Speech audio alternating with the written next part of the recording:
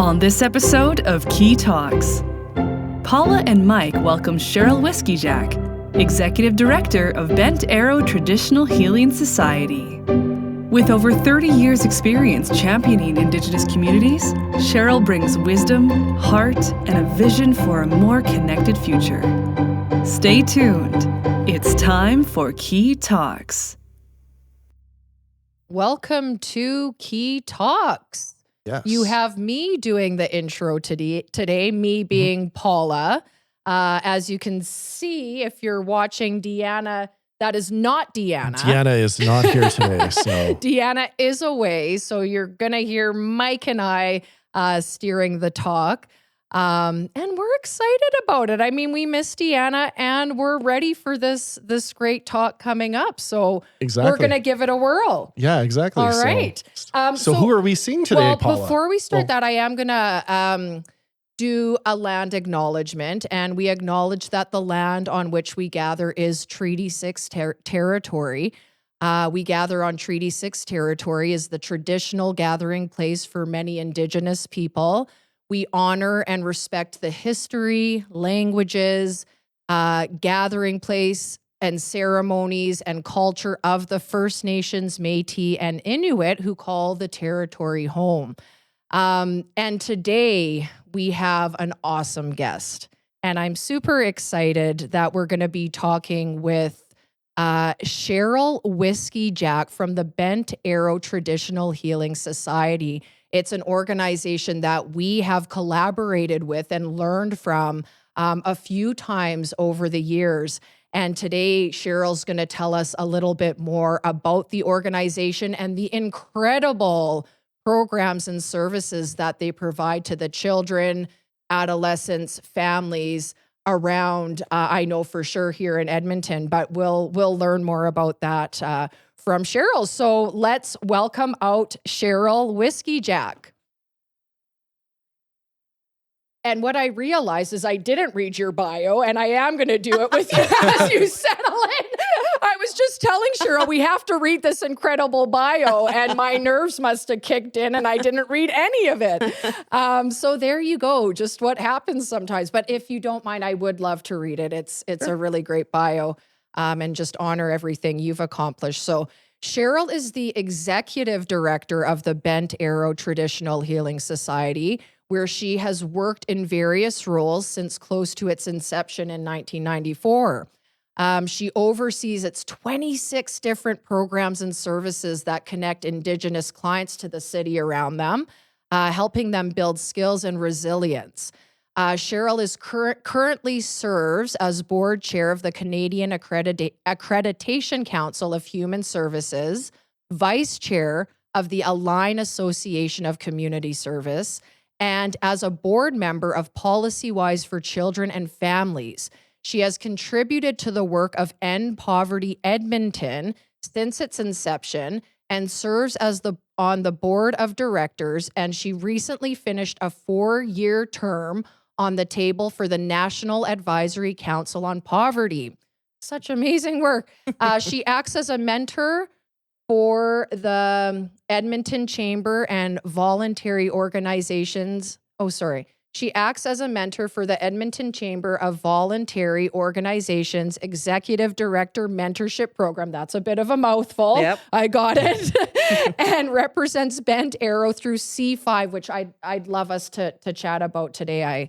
I read up a little bit more on that. A collaborative partnership of 5 nonprofits using innovative engagement in vulnerable neighborhoods. In 2001, Cheryl received an honorary doctorate of laws by the University of Alberta, was recognized as a Paul Harris Fellow by Rotary Foundation, and bestowed with a Daughter of the Year award. Woo, woo, woo! You might need to help me with some of these words. Mike and I were chatting, and I was saying I'm a little bit nervous because I'm not great at pronouncing just English, which people who know me well know that is true. So I will do my best, and you can correct me as you will need to, Okay. or if you want to. So a proud Anishinaabe, okay, by Wikwemko. yes, That's the name of my nation. okay, Yeah. unceded reserve, Yes. okay, on Manitoulin Island in Ontario. That's right. Okay. She calls herself a settler here in Treaty 6 territory, where she has built Mayo, Pimatsawin. Pimatsawin. Yeah, and that means a good life. That's right. I love that. When her family moved and settled here in 1979. We did it. Yeah. We got it. Thank you. And all of that is true, except Okay. I now am not on the board of End Poverty Edmonton. Okay. Okay. So that might have been a couple of years ago. Okay. But everything else I'm still doing. You're still doing. Yeah. So we just wanted to kick it off, I think, with the very, well, I'm saying basic question, but it's also, I know, like a mouthful. Like, tell us about Bent Arrow. Okay. It's one of my open question. Yeah. One of my favorite things to talk about. So I'm a graduate of the Child and Youth Care program with Grant McEwen. Okay. And I was just so lucky to find this brand new organization right out of school that was already creating quite a buzz here in the city of Edmonton. They targeted serving Indigenous youth. And when I went to school, I wanted to serve Indigenous youth. And so while I was in school, Bent Arrow started, and they got it right. Yeah. They got it right. They spoke to the youth in a way that was very meaningful to them.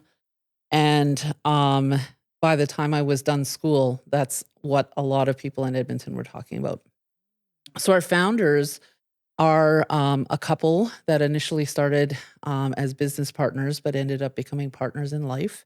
Brad and Shauna Seneca. Our mission statement at Bent Arrow is long and wordy as mission statements are, but it's about helping Indigenous people be successful by having a foot planted in two worlds. So a world of culture, ceremony, language, connection to the land, kinship, all of those teachings in this land that we share here together every day, right?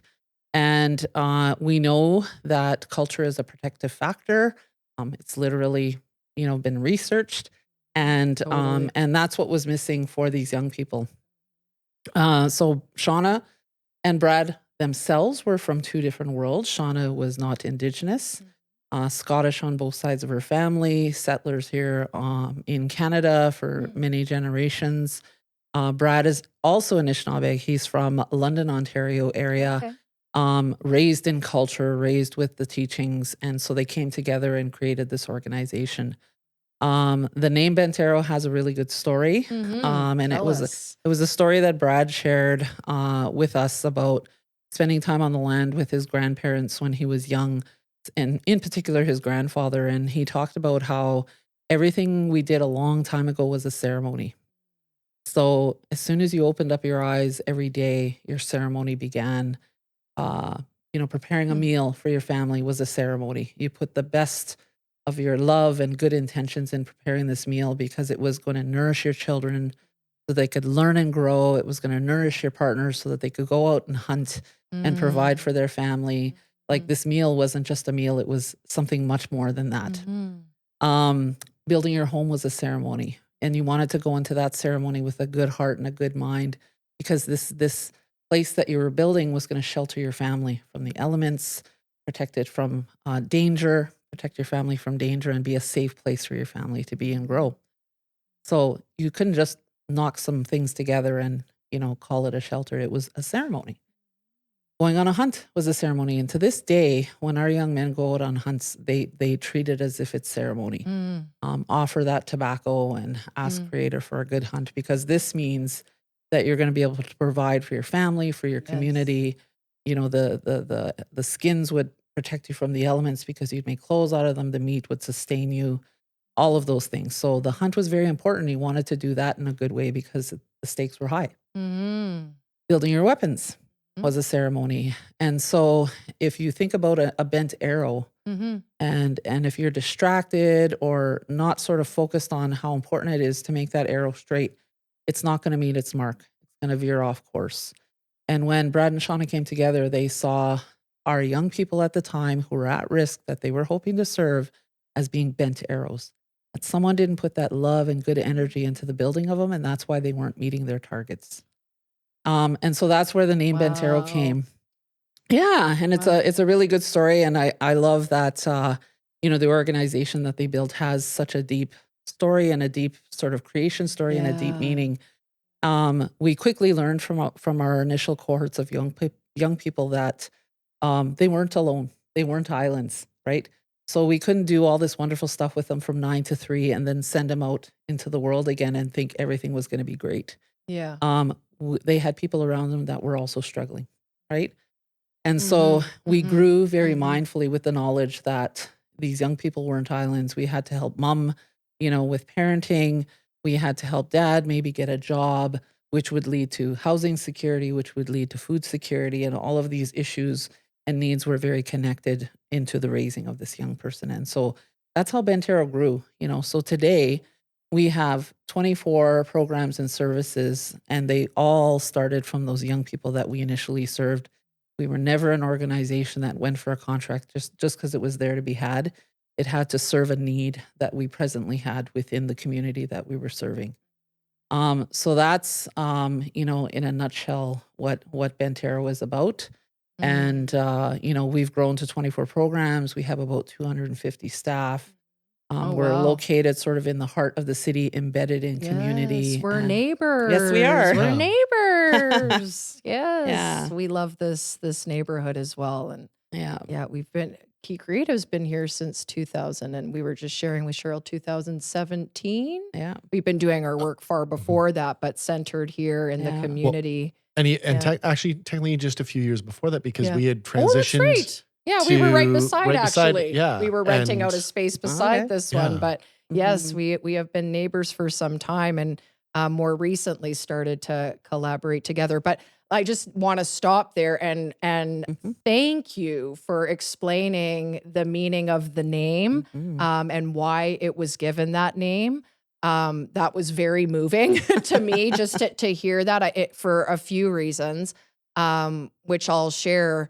But before that, just acknowledging the why, hearing the why of something to me is always so powerful than what we do, how we do it. It's why we do it that I think, like you're saying, really unites people and brings the people together. So when you explain the why we have the name and why it's this way, and then how you talked about everything being a ceremony, I think just that whole concept for me gives life and value to day-to-day living rather than us thinking of making a meal or even making it even simple, making my bed being a chore or something that doesn't matter, that it matters.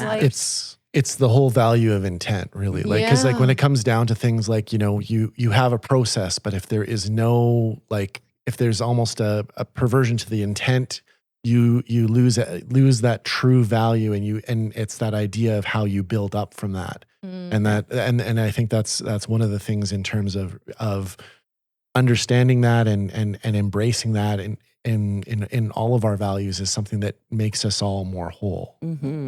Yeah, so thank you for sharing that. I'm just curious, my mind's thinking, are the founders still involved? No. Yeah. So I got to spend 12 wonderful years with both of them. Shauna was a very big influence in my practice and a very big mentor to me in my life. Okay. In 2006, she passed away very suddenly from complications from knee surgery. No way. Yes. And so we weren't anticipating this happening. It just happened. And Brad stayed with us for about another year. And I would say about 6 months of that year, he was physically there, but not in any other way. It was just can't even imagine. I often say what it must have felt like to lose your partner in life, your partner in business. And I often tell our new hires the story about Bent Arrow, and I say, If I lost my husband, the most normal part of my day would be the day at Bentero, because he's not a part of that day, right? And I would feel the loss of him when I get home. But for Brad, he couldn't get away from that there loss. wasn't right? a separation. Like those two were mold. I mean, I think of that's kind of how John and I are. Like everything is. So John's my husband. Yes. I guess I maybe didn't mention that. So we work together. We have our home life together and things like that. So your identity is definitely mixed together. My condolences for that loss, and I can't even imagine. And you have this like to lose someone in such a tragic way. Oh my gosh, that's heartbreaking. So and especially with like what an important role that is in terms of your own development with this, because like you said, this is with your own husband, it would be a far different experience, but for you, it's kind of part of that purpose and intent and meaning in your journey with Bentero as well. I honor her every day I show up at work. I honor them. And I always make sure and share our creation story and their huge impact on creating this organization that has a mission that is still so applicable. And the way that we work in community is a way that they taught us how to do that. And so I will never not honor that. And I actually put Shauna's name forward to Edmonton Public Schools when they built like 9 new schools. I think it was around 2016. And they chose her. And so there's a school in Edmonton that bears her name. Yeah. Look at, okay, well, see, just another like testament to the incredible human being you are, celebrating Shauna in that way and giving her life, such an honor. Oh my gosh, that is so neat. Yeah. Wow. That's awesome. So, I mean, you've been there since almost the beginning. Almost, yeah. And so how have you seen it change? Like, I think, honestly, I think the biggest way that it's changed is the size. Yeah, the size. But I still feel the same way I felt in 1995 when I walked through those doors, the way that we engage with community as if we're in ceremony. It still feels that way. And it is still such a foundation of how we come at this work. So we've grown. Yes. But the essence is still there. Yeah. I think, right? Yeah. So I'm just curious, like you talk about like how it feels like just like when you started, because I think that intentionality and the why of what you do is so engraved into it all.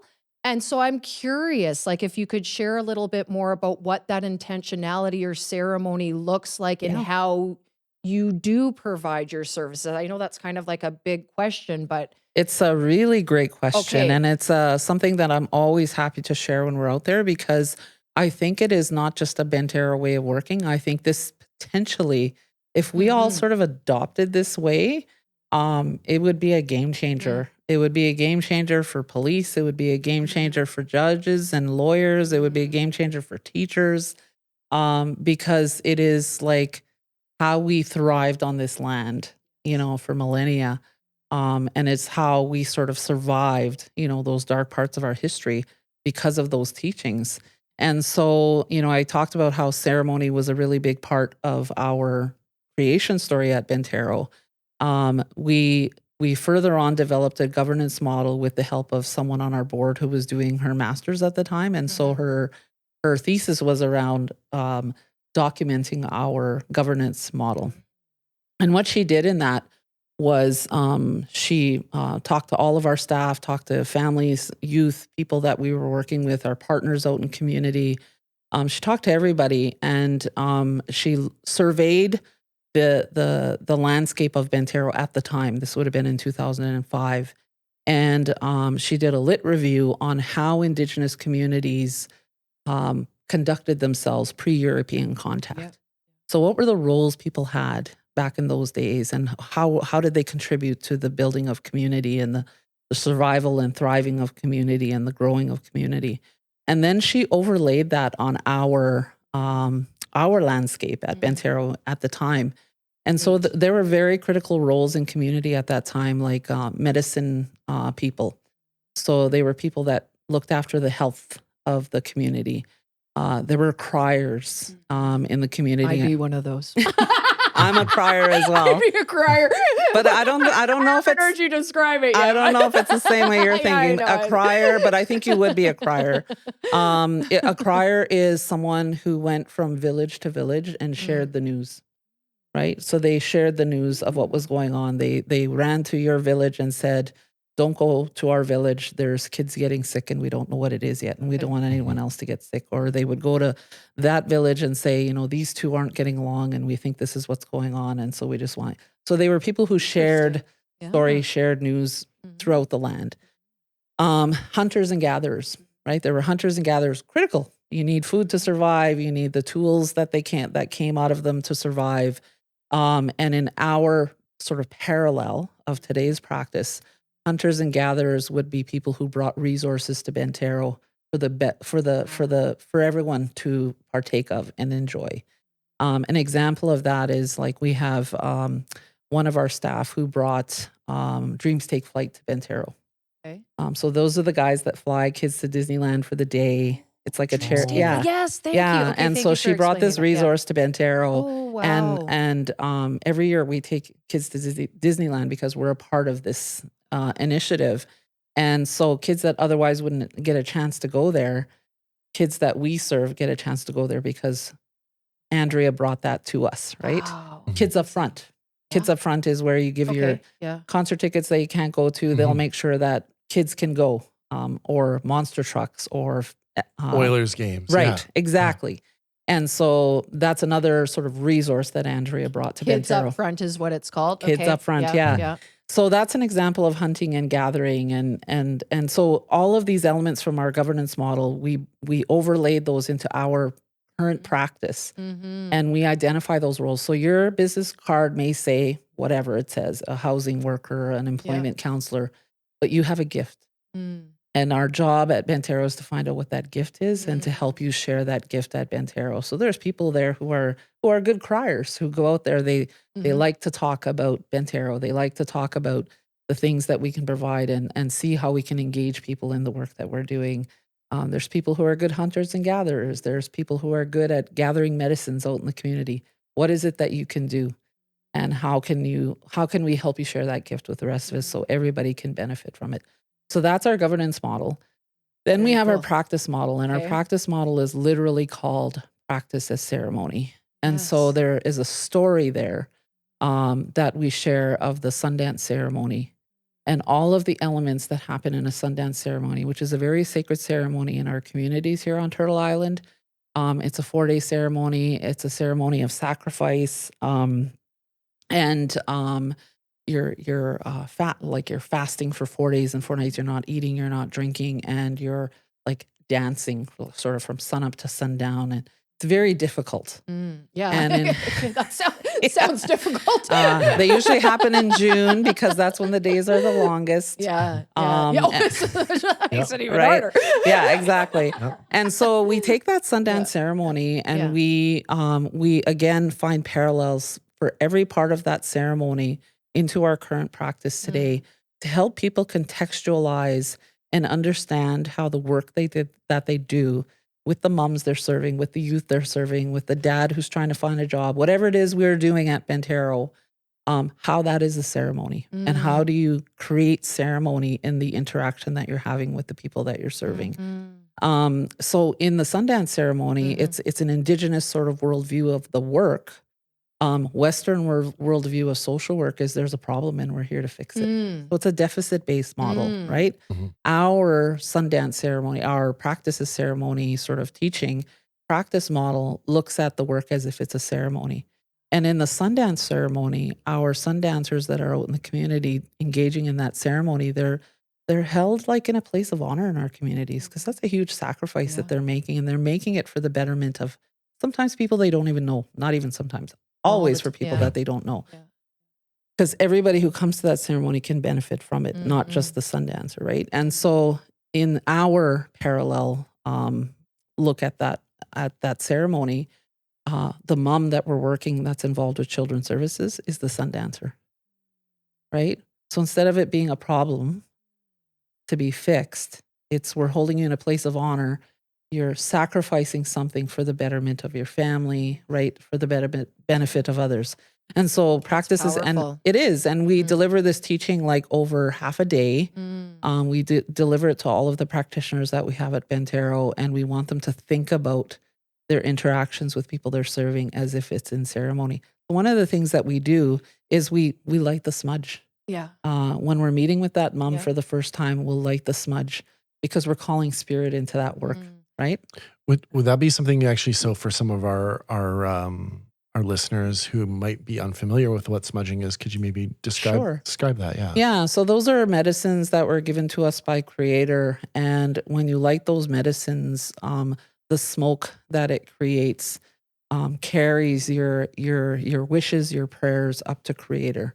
That's what we believe, and you're calling spirit into that work, into that whatever's happening at that time. It could be to bless your meal. It could be whatever it is, right? And so for the sake of the story I'm sharing here today, we're meeting with a mom, and we're meeting with a mom because the school called Children's Services. I'm just making this up. Sure. Yeah. Called Children's Services. Their kids come to school hungry. They're often like unkempt. They're not wearing mittens even though it's cold. They're not wearing toques even though it's cold. They're always hungry, right? They're not rested. They're not regulated.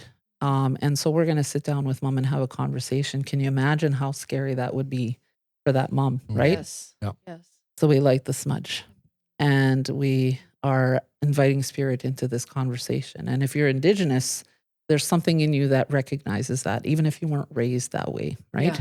And I even think, I hope it's okay I say this, but I feel like even as a non-Indigenous, there's something so comforting about you saying that and starting off a meeting that way. I'm like, well, I'll get to that. Yeah, I'll okay. get to that part of the story because it is actually very much a part of the story. Yeah. Okay. But so mom's sitting there listening to your concerns, and she's got a thought bubble above her head that you can't see. And the thought bubble is, okay, they know we don't have enough food. They know I can't afford to buy mints and toques for my kids, right? They know I don't have shampoo maybe because they didn't wash their hair, whatever. This is her chatter in her brain. What else do they know? Do I tell them everything? And if I do, am I going to get in more trouble? This is her bubble. My bubble as a helper is, okay, she's telling me, they need some food. Yeah, they're struggling to pay the rent, so they're at risk of losing their housing. What else isn't she telling me, and when am I going to find out? Right? That's kind of the practice we have without ceremony. Yeah. You invite spirit into that conversation, and it creates safety, it creates comfort, it creates all of these things, and a willingness to take a risk perhaps from that mom to say, okay, I'm going to be vulnerable. I'm going to share what's going on. And then we can start on multiple things at once instead of when we find out about them. Right. So one of the things we hear from our practitioners is, and this is the part of the story I wanted to share, is, sometimes the incorporating that element of ceremony into the conversation creates discomfort in non-Indigenous people who don't understand that. Okay. And so sometimes they don't deal with that uncomfortableness in a good way. They'll roll their eyes, or they'll look visibly uncomfortable.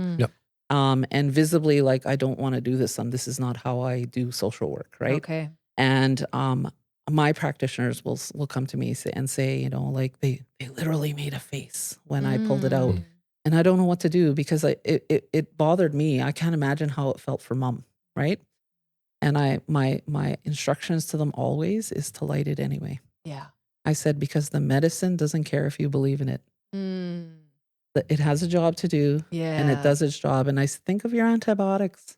It doesn't care if you believe in them. When you need to take them, you take them, and it does its job because it has a job to do. Same thing with that medicine when you light it. So I always encourage our practitioners to do it anyway. It is, whether you believe in it or not, it's still gonna invoke those feelings of comfort, of safety, of all of those things. And I there's a couple of things I want to say. Is one, I'm so, and maybe it's obvious, but so glad you do that with your practitioners. And I want to say as a social worker, a white social worker with privilege, that like I feel as I guess maybe a representative of social workers, that we need to understand the importance of this cultural our how was I going to say it? Our culture of origin, like understand our stories, our cultures, and how that creates who we are as people. But us as social workers need to value that story, our culture of origin, and make sure that we're attuned and informed and knowledgeable of how important it is in people's healing process to be connected to their culture. And I thankfully just did a course just about that cultural knowledge, and how, even if, like you said, like even if it's an Indigenous person who's not connected to their culture,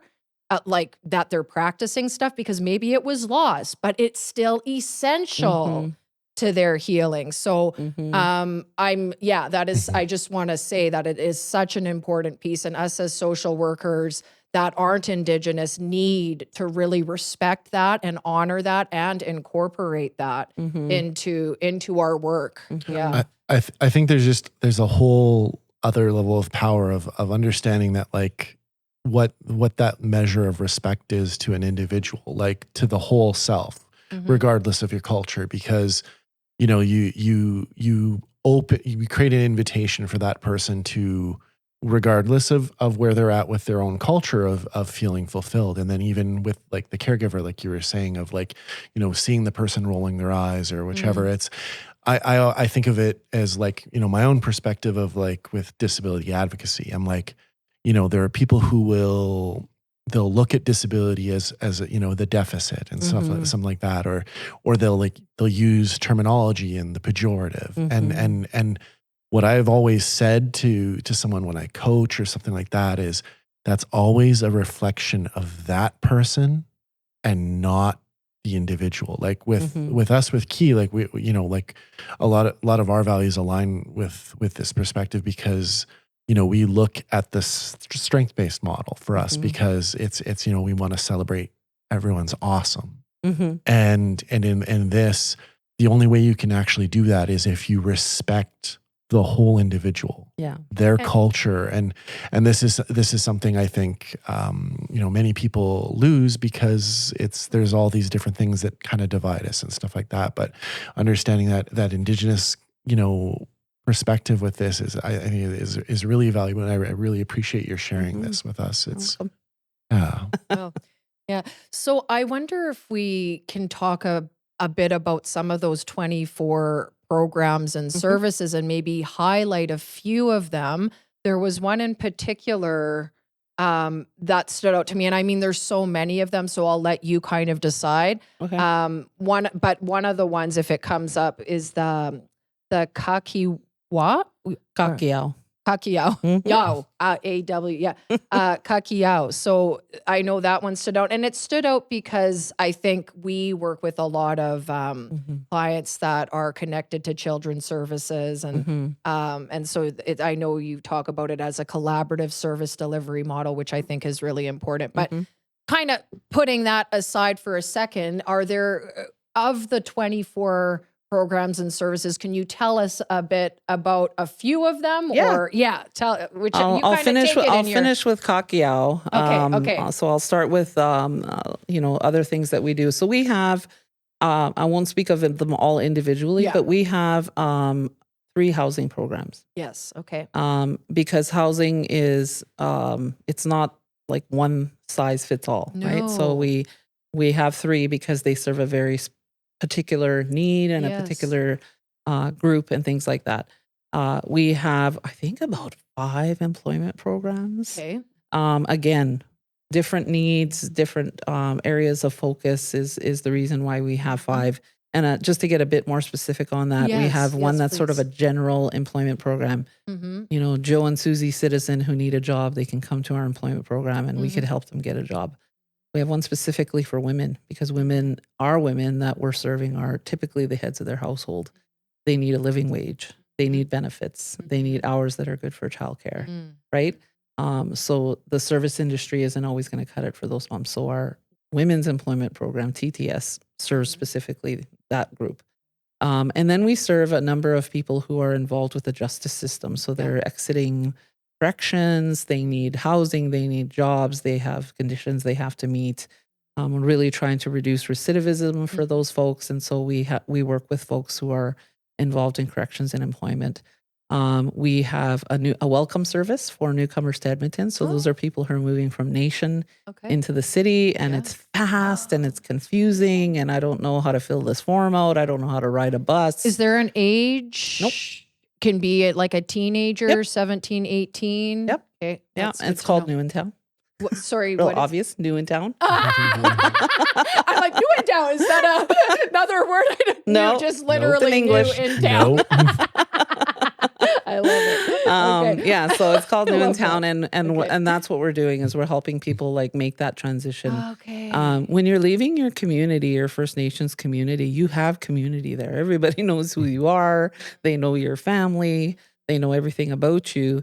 But you often lack opportunities in that community, right? Opportunities for school or work Yes. or all of those Yes. things. Yeah. And that's what brings people into the city, into the urban centers like Edmonton. What they're losing, so they're getting that opportunity to go Sure. to school and programs and whatever else, but they're losing community. And so New in Town helps them make that transition and help them build community here in Edmonton. So that whole two worlds thing I talked about a little bit earlier, right? Totally. So that's New in Town. We do lots of work. Oh, we have mentoring. So we're in Yep. schools doing mentoring with kids from grades 4 to 6. I think we're in 8 Edmonton public schools great. last time I Okay. checked. And then we have a program called Coyote Kids, which is like Scouts or Cubs for Indigenous cool. children based on Indigenous teachings that are based on the seasons. So we take the kids through the seasons and bring those teachings to them from the seasons. And what's that one called again? Coyote Kids. Yeah. So, and then we do lots of work in partnership. I spoke earlier about how, the people we serve aren't islands. And if we couldn't look at the people we serve as if they weren't islands, we couldn't look at ourselves as if we were an island too, that Bent Terre is going to be everything you need and life will be great. Because we can't be everything to everybody. And so very early on, Brad and Shauna taught us the importance of working in collaboration with others in the community. So the police are serving our youth. Yeah. They're serving our community. Why not do that together, right? Yes. And why not sort of get the best of both worlds in sharing that work? Education, working with the education system on how to help our kids succeed. So how there. can I dig a bit deeper? Is it Yeah. okay? Because I think that is so crucial. Yep. Like the partnerships and collaborations, like you're saying, especially for these frontline people like the police and teachers that are working with our children. How was I going to say it? How do you get in there with them? Like, are you providing them like the workshops or training? Like All that stuff. all yeah. that stuff. But, Okay. But how, like, just as an example with the police, we've been working with them almost since day one. So we Yeah. had those Indigenous youth, they were at risk. We were hearing from them that when they left our place at 3:00 in the afternoon, Yeah. standing at the mall or standing at the bus stop, that the police were giving them a hard time. What are you doing here? Where's your ID? How do I know that's why you're here? How can you prove that? Whatever. And instead of marching into headquarters and saying, how dare you treat our kids like that? Shauna marched into headquarters and said, you're serving our youth. We're serving our youth. How can we do that from a place of knowing? Right. And so It takes away kind of that power Yeah. and control. Yeah. Wow, so she was a pretty force, hey? yes, she Yeah. was. Yeah. And also, she called people into the work. Yeah. And sort of made it like a safe place for us to have sometimes some really difficult conversations, right? The police has a culture too. And so it's a culture that doesn't always work with the culture that we have. And Sure. so it's about how do we sort of understand that, how do we understand their creation story and how it impacts our community. And so to this day, we are very connected to the Edmonton Police Service because it's crucial. It's crucial. Yeah. So back to Yeah, the thank you. programs that we have, we do lots of work with children's services because our kids are grossly overrepresented in the child welfare system, and there's all kinds of history and story behind that. But we want to have impact on how that happens. So again, you're serving our kids, we're serving our families. Like, how do we do that better together? And that's where Kakiao came in. It was a long journey to get to Yes. Kakiao. Yes. A real sort of evolution of our practice along the way, and I could spend hours here telling you that story.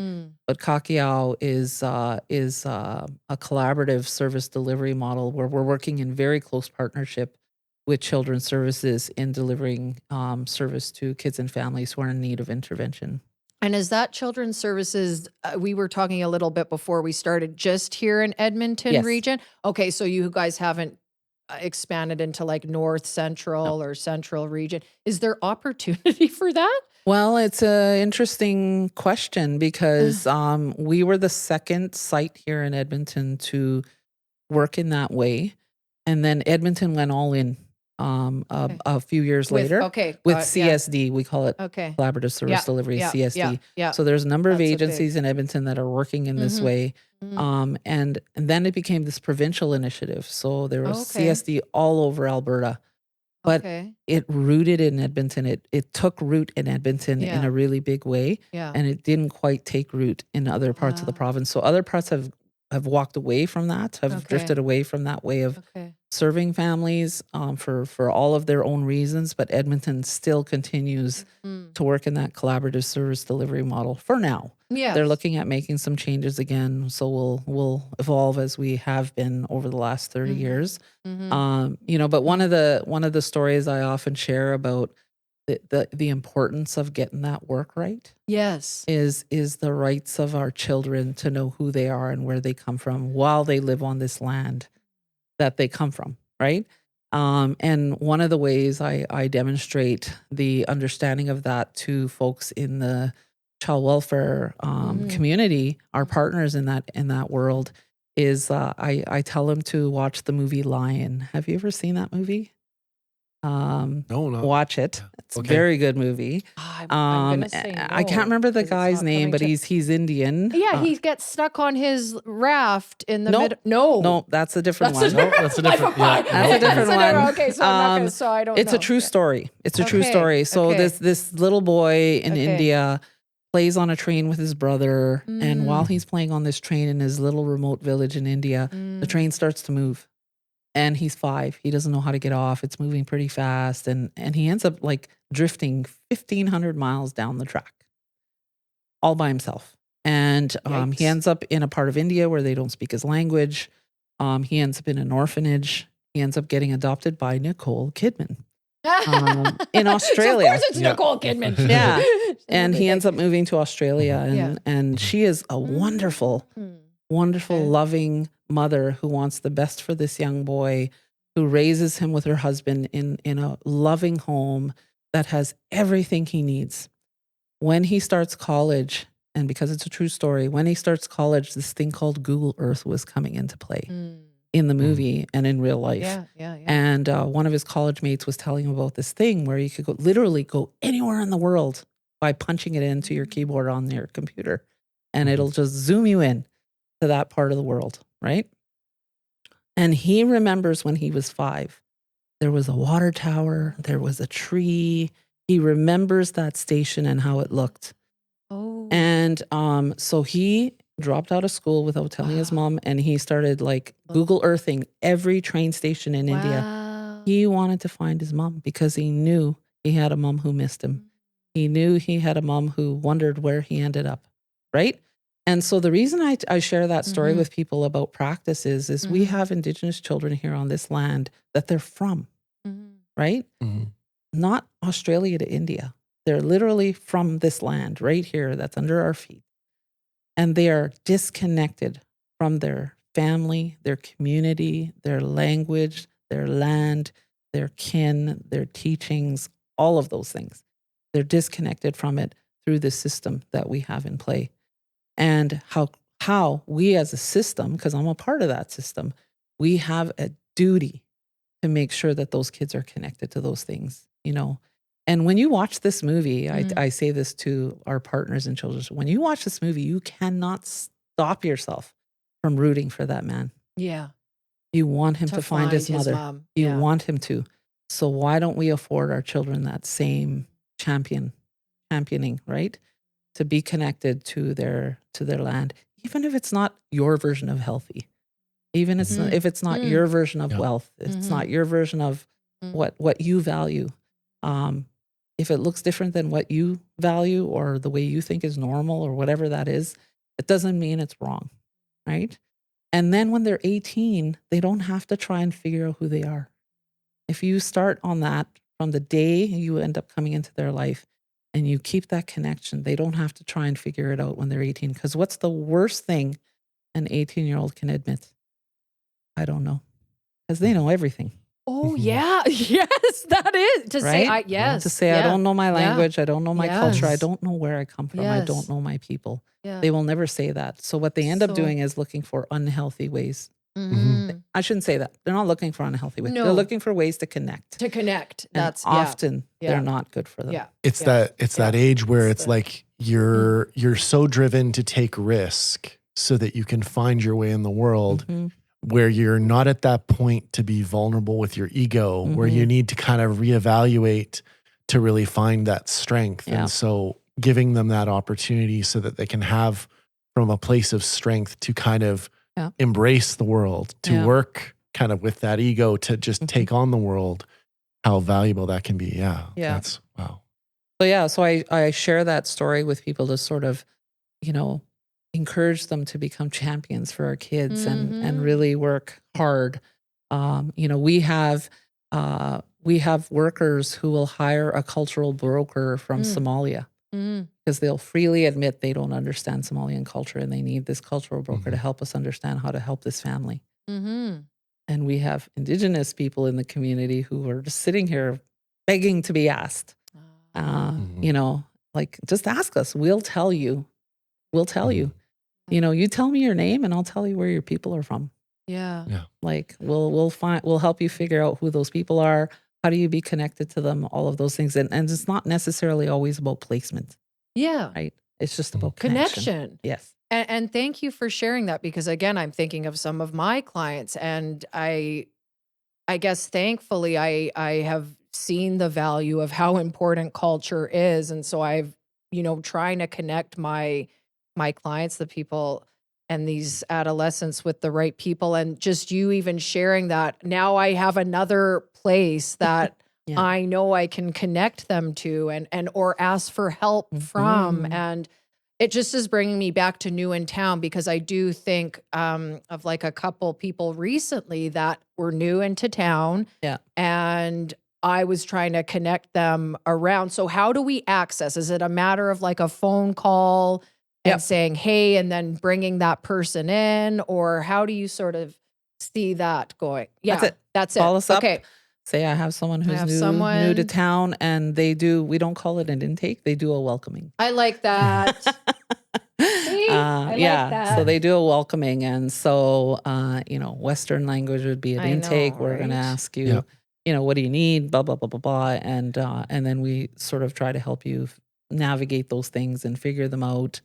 It's so much more like, no, one of the words is like empowering, nurturing, comforting, connected. Like intake feels so much more like prescribed, like you versus me. Whereas welcoming is like community. Like you're just as much should be here as I should be here. Yeah. And so I'm just even seeing like how important like language is, and how we're working with all people. Like you said, like you're talking about Indigenous, but really if we could all just, This is what I'm have saying. this type of, This is what I'm saying. mindset around life in general, as Yes. ceremony and respect, and not, it all is aligns very well. Yeah. I see that alignment for sure. Mhm. Thank you for sharing about those. Are there any other programs you'd like to talk about? I would. So Okay. a couple of things I want to share. One is we don't ever look at someone as being like one singular issue or one singular need. So welcoming people into Edmonton is what brings you to us, but there's so much more to you than that, right? So what I often tell people is that with folks that we're serving, it's not just about a house. It's not just about a job. Some people think like if you could just get that, everything else will fall into place. But really, you have to sort of come at the work from all those different angles. And we have an apartment building that I often like to share a story about, and it's called a rent house. It's in the Inglewood area. Okay. So if you can picture 124th Street from like 111th Ave right up to 118th, it's like 3-story walk-ups all on either side. Yeah. We're one of them. Okay. And so it's like a little smaller 9-suite building. And we have a building manager who doesn't just collect your rent and fix your leaky faucet. He knows your story. He wants to know who you are, where you come from, what are your dreams, what are your hopes. Yeah, like what's Actually your cares ceremony about? Yeah. you. Yeah. And so when you struggle, when you hit a barrier, when something goes on, we can jump in and offer support before it becomes this big issue, right? You know, there was a mom in the building one time who was trying to get into her suite, who was very upset and crying and trying to be like, don't look at me, just leave me alone. I just want to get in my suite. And the building manager at the time saw her. And instead of just like minding her business, she's like, okay, what's going on? She had a piece of paper in her hand. She said, I'm just so mad. I'm just so upset about this. And she dropped some F-bombs in there. Sure. And she said, can I read it? And, you know, the mom said, yeah, go ahead. And she continued to struggle with her lock. And it was a form letter that if you're a parent, you've received this letter from your child's school. It's a form letter that says, we have a problem with lice in the grade 3 class. Okay. Here's how you can help us help avoid the spread. Tell your children not to share tubes, whatever. It's a form letter. But from her marginalized eyes, she saw it as a target. And she said, they're always blaming it on us just because we're Native. And they're blaming my kid for spreading lice in school. And the manager at the time also had a child in that same school. And she said, can you give me a second? I just got to grab something off my fridge. I'll be right back. And they live next door. Yeah. So the manager ran to her suite, ripped this letter off her fridge that was there on a magnet and brought it. She said, I got the same letter. Nowhere in here does it say that it's your fault. Nowhere in here does it say that. It says we have a problem with lice. Here's how you can help us curb the spread of it. But when you're a marginalized person, you read these things, you take in information with those marginalized views, right? And so if we were just a building that took your rent and fixed your leaky faucet, that I always called it a soft touch intervention because it changed the way she viewed her child's school. Yeah. Right? Which has a huge impact. Yes. Yeah. And so that's just an example of the things that happen at our building called a rent house.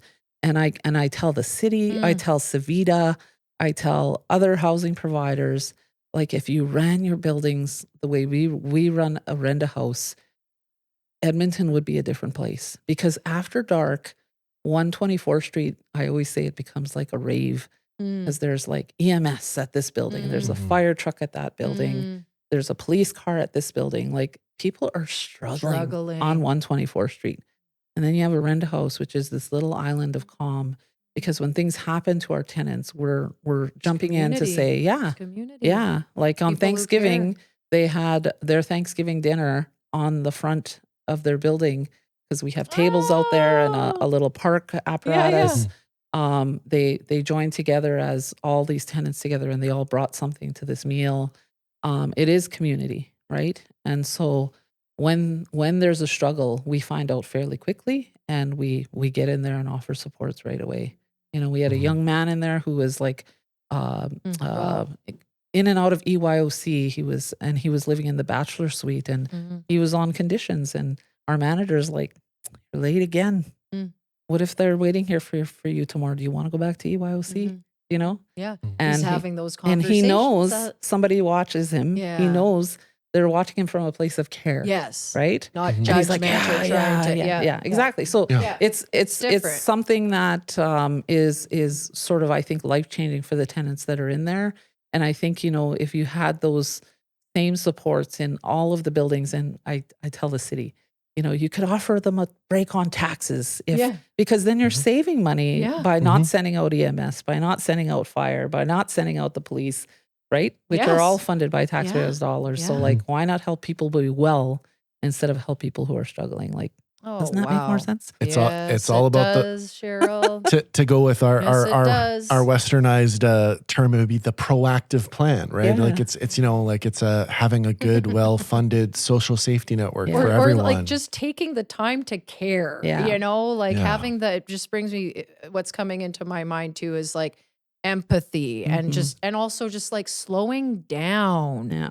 And kind of related, kind of not, but it's just something that came to my mind too. Like when you said, I find like we have that mind your business attitude a lot of times. And, you know I'll just speak for myself. I'm like, just mind my business, da, da, da. But really, like, how is that helping Yeah. anything? Like I try to remind myself sometimes that people like I do when people reach out to me, like okay, so here's a story. Let me try and make my point. I was this is going to sound weird now, but we were camping and I had my 2 little ones with me and I hadn't like planned everything out, but I'm like, we're all going to go shower in this little shower where you press and somehow it's going to wash all 3 of us. And neither of them wanted to go with my husband. They both wanted to come with me. I'm like, in my mind, I maybe shouldn't have thought this way, but I'm like, this is going to be a disaster. I was not thinking ceremony. I should have maybe thought more about that. Anyway, I was in the shower and I was struggling and they were hitting each other and they were hitting me like, and you know, just saying things that they shouldn't say. And I was in the mode where I was like, I have no control over this. I am dying here. I could probably cry. Like, and then this lady from the other shower said, kids, give your mom a break. Like, help her out. And they stopped. Yeah. And I was like, Oh, thank you yeah. so much Yeah. for like not minding your own business Yes.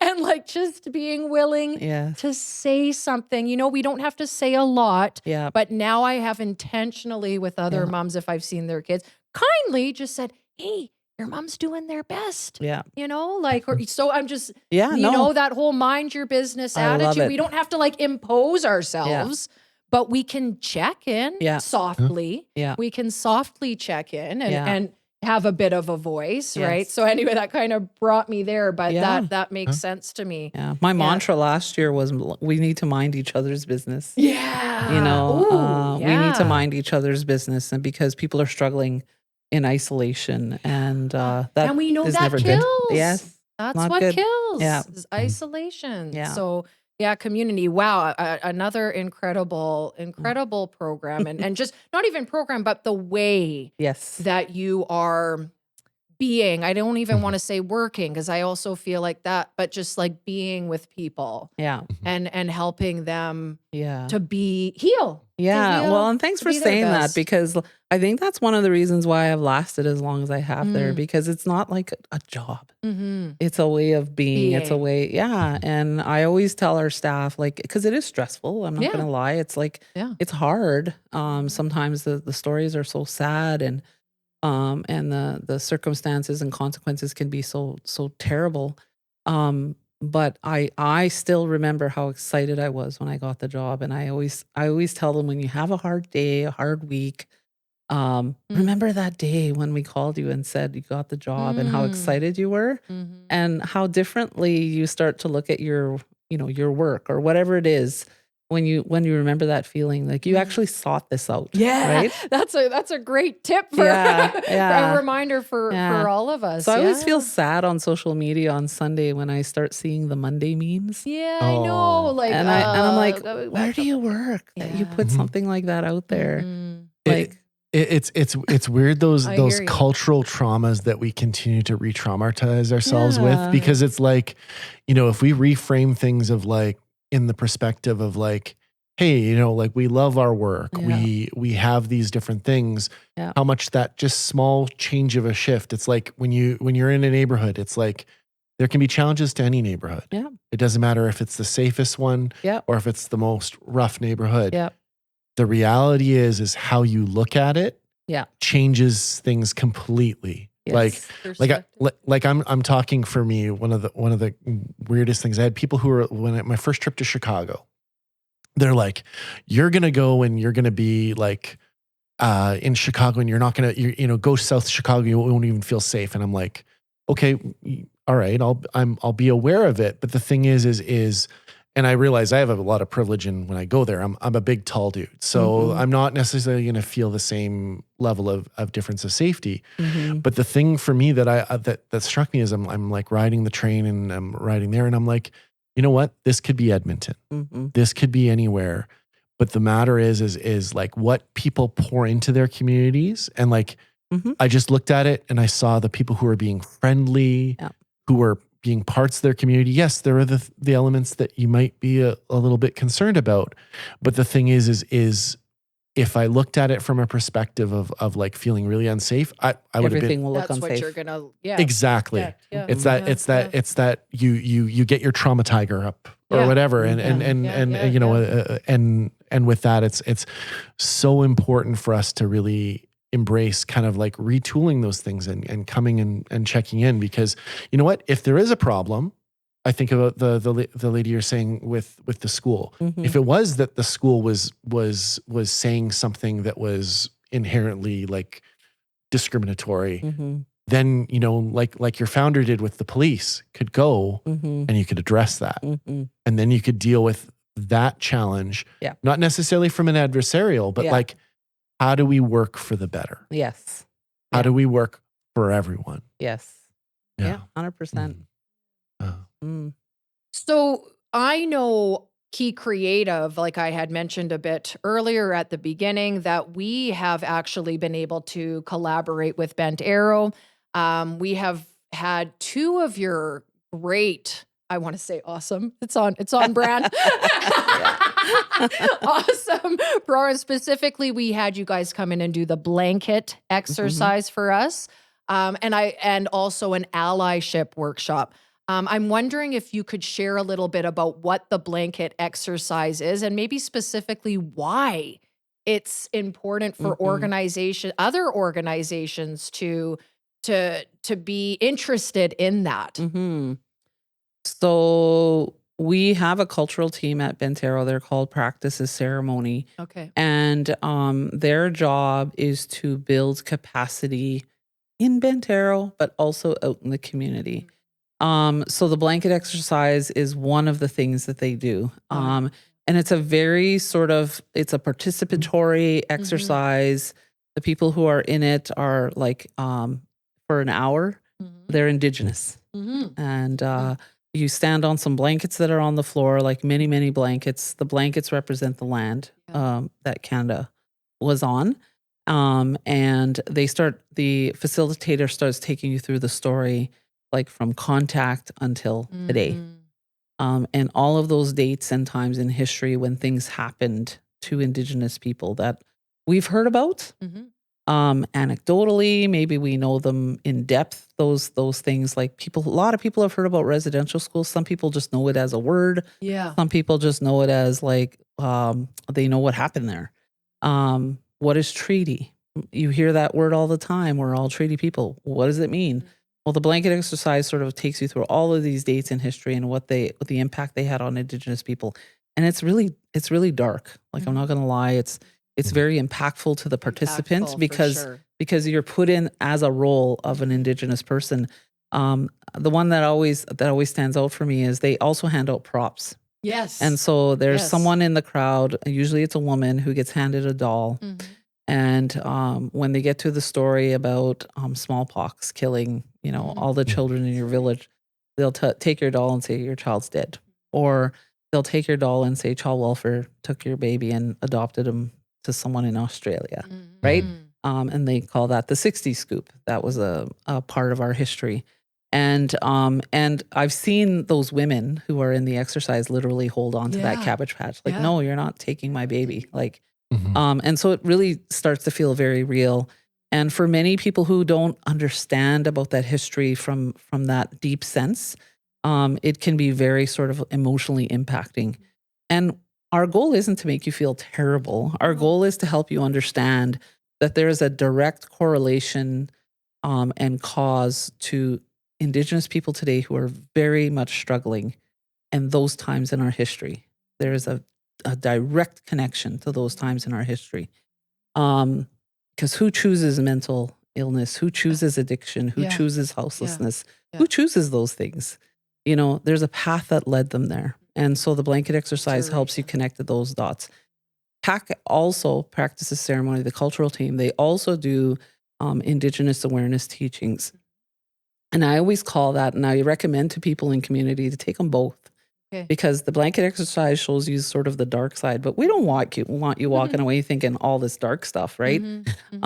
We want you to understand also that we have things that helped us thrive on this land. There's teachings that withstood the test of time, ceremonies that we still have because we protected them throughout all of that blanket exercise and those times in our history. And so the Indigenous cultural teachings that we give help you understand sort of the protective factors, the good stuff, the resiliency in our culture. And we want people to understand that there's two sides to us, right?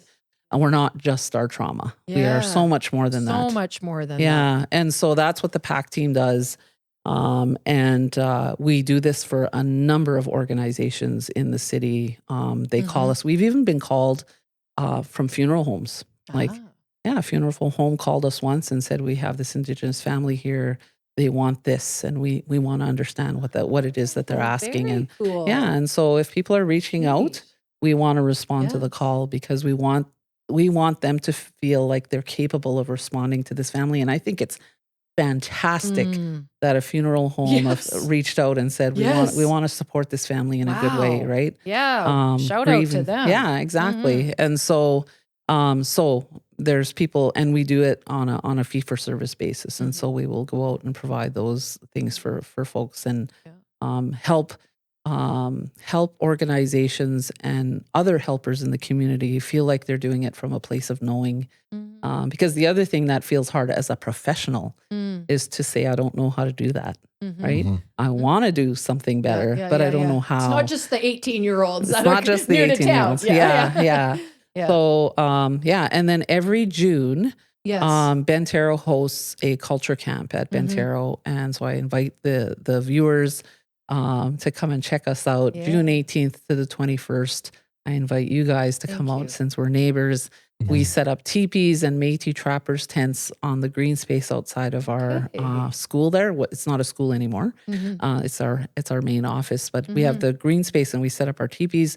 We fill those teepees and tents with knowledge keepers and elders from Treaty 6, 7, and 8 from all over Alberta, and they share their teachings with our visitors. We get about 200 to 300 visitors a day. Wow. And then ceremony is also a part of that. So it's not just teachings, it's ceremony. We have a sweat lodge building that's on our property. Outside of Bentero. And so every day we have teaching sweats that happen. So if you've never been into a sweat lodge and you want to always try it, we do those during camp. We do naming ceremonies for Indigenous children. So that's really something that a lot of like foster families or adoptive families or even Indigenous families, they want their children to receive their spirit name. And so we are able to do that at camp.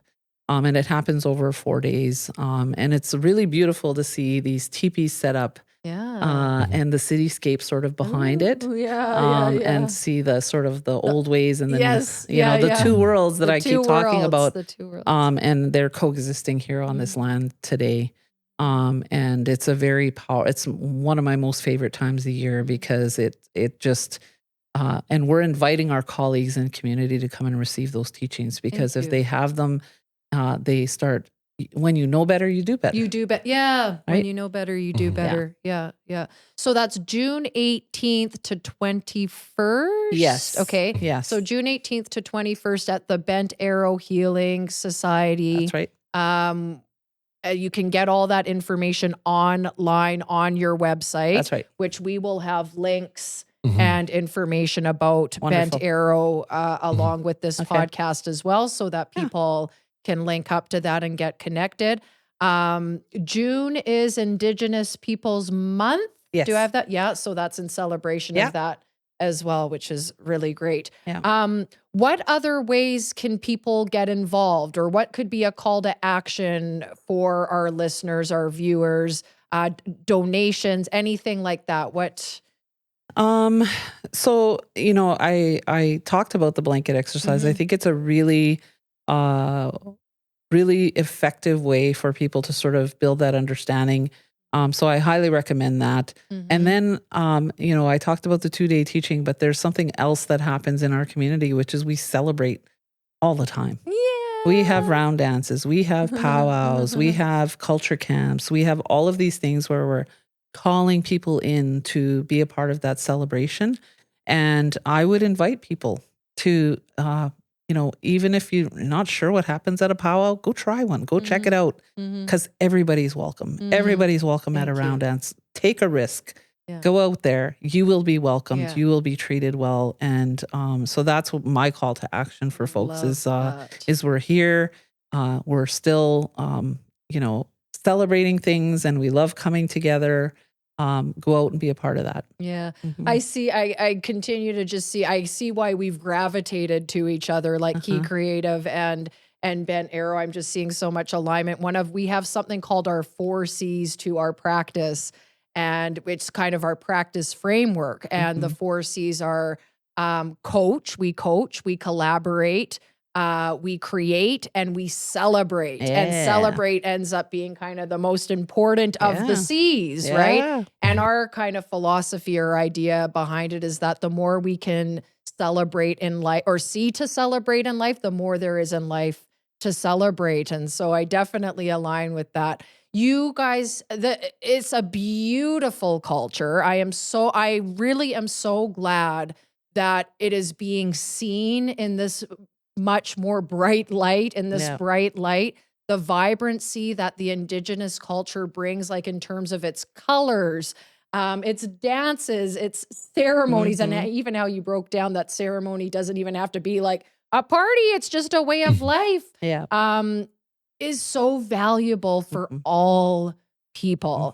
And so I'm grateful to Bent Arrow and to you, Cheryl, for sharing this message and for helping people heal and just bringing community and connection together. So thank you for being here. Happy Cheryl. to be here. Yes, Thanks for we're having so me. glad. Yes. Thank you.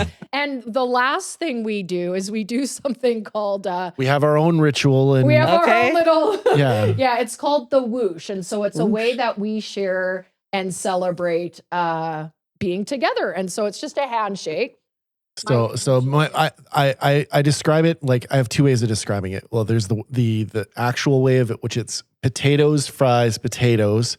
But the way I like to think of it is it's like a heartbeat in unison. So, And all right. you do a whoosh. And you do, as you say it, you go whoosh. All right. Okay, so however you do it is fine. Okay. So, whoosh. Okay. You got it. Key Talks is a project of Key Creative. Our co-hosts are Paula Audrey Rivero and Deanna Halls. Our production team is Michael Schwake, Jessa Dupuis, and Deanna Halls. Music by John Rivero. To reach out to us or access services for you or your family, visit keycreative.com. That's QICreative.com, and fill out our online intake form. Thanks for listening. We'll catch you next time.